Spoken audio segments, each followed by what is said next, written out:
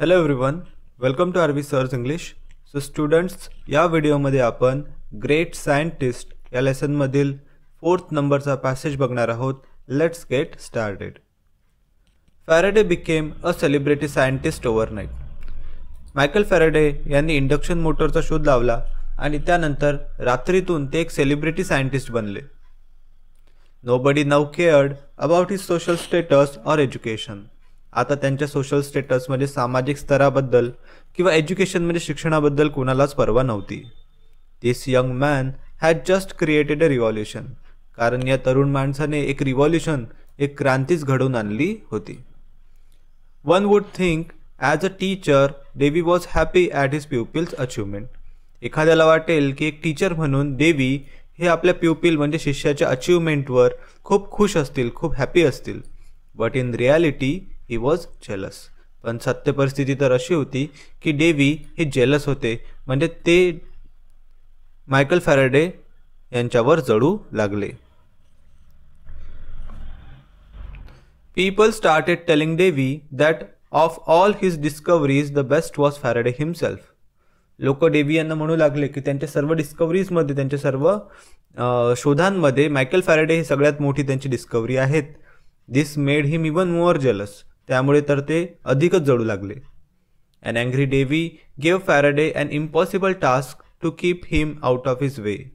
त्यामुळे रागावलेल्या डेव्ही यांनी मायकल फॅरेडे यांना एक इम्पॉसिबल टास्क द्यायचं ठरवलं, म्हणजे एक असं अशक्य काम की जे त्यांना जमणार नाही आणि ते आपल्या सायन्सच्या रस्त्यामधून बाजूला होतील.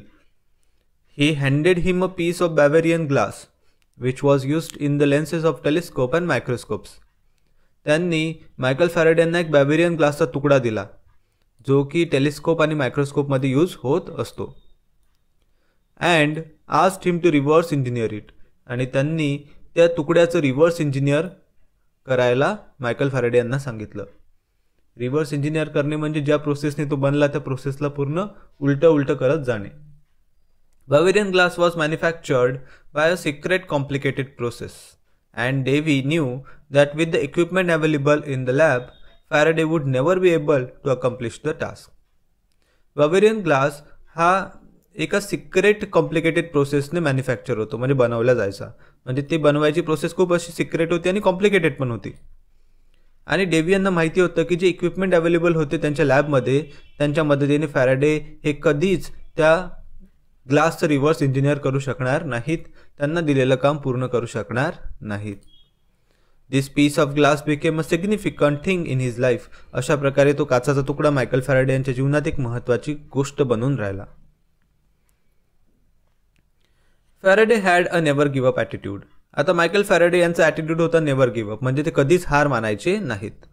And he respected Dewey. आणि त्यांना डेव्ही यांची रिस्पेक्ट पण होती, म्हणजे ते डेव्ही यांचा आदर पण करायचे. So he accepted the assignment. त्यामुळे त्यांनी ते काम एक्सेप्ट केलं. Despite knowing that it would be very difficult. But त्यांना माहिती होतं की हे काम खूप कठीण आहे, म्हणजे अशक्यच आहे. हे त्यांना आयडिया होती या गोष्टीची, बट तरीही त्यांनी डेव्हीचा सन्मान ठेवत ते काम एक्सेप्ट केलं. He toiled for 4 years. Toiled म्हणजे मेहनत करणे. त्यांनी 4 वर्ष मेहनत केली with no help from Davy. आणि यामध्ये त्यांना डेव्ही यांच्याकडून कुठलीही मदत मिळाली नाही. And as expected failed. आणि अपेक्षित होतं तेच झालं, त्यांना अपयश आलं, त्यांना ते शोधता आलं नाही. Faraday never learn the secret. अशा प्रकारे फॅरेडे यांना कधीच ते सिक्रेट कळलं नाही त्या बॅवेरियन ग्लासचं. And this remind his first failure as a scientist. आणि अशा प्रकारे एक सायंटिस्ट म्हणून हे त्यांचं पहिलं अपयश ठरलं. To remind himself of this difficult times he kept a single glass of brick on his shelf as a souvenir. मग ह्या डिफिकल्ट टाइम्स म्हणजे हे जी कठीण वेळ आहे तिचं रिमाइंडर म्हणून, तिची आठवण म्हणून मायकल फॅरेडे यांनी तो सिंगल ग्लास ब्रिक म्हणजे तो काचाचा जो तुकडा होता तो आपल्या कपाटामध्ये ठेवला ॲज अ सोवेनियर. सोवेनियर म्हणजे स्मरणिका, म्हणजे ती त्यांना आठवण देत राहील. This would inspire him during his difficult time. पुढे आयुष्यात कधी कठीण काळ आला तर ती गोष्ट त्यांना नेहमी प्रेरणा देत राहील, म्हणून त्यांनी तो काचाचा तुकडा आपल्या शेल्फमध्ये ठेवून दिला.